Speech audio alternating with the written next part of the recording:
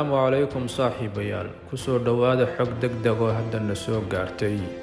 Ciidamada Amisom ayaa dusha ka maray wiil dhalinyaro oo muruq maalata ah oo watay mooto bajaaja.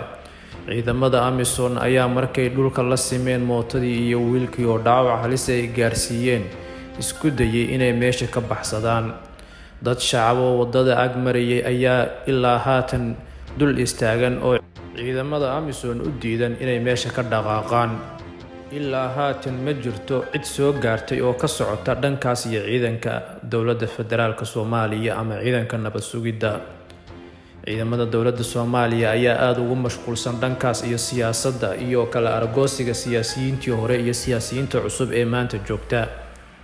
Dhanka kale, ciidamada Amisom ayaa caadeystay inay markay wadooyinka magaalada Muqdisho marayaan ku maraan gawaari aad u waaweyn oo wadadaba ka xajmi weyn.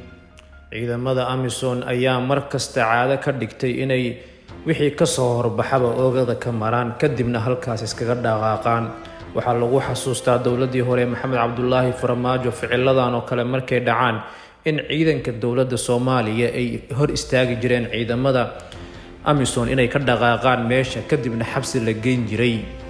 Waxaa dhowr meer oo dhacday inay ciidamada Amisom cudurdaar ka bixiyeen keeneenna ciddii falka geysatay si loo maxkamadeeyo. Shacabka magaalada Muqdisho ayaa u ah dhibano weyn ciidamo ka yimi wadanada Uganda, Burundi iyo Kenya. Ciidamadaas oo aan wax jixinjix iyo naxariis aan u sameyn shacabka magaalada ku nool. dhagaystayaal, waa naga intaas xogtii degdeg ahayd aan ila wadaagaynay.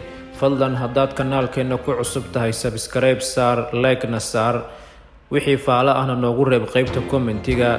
Waxay noo noqonaysaa dhiirigelin. Mahadsanidin.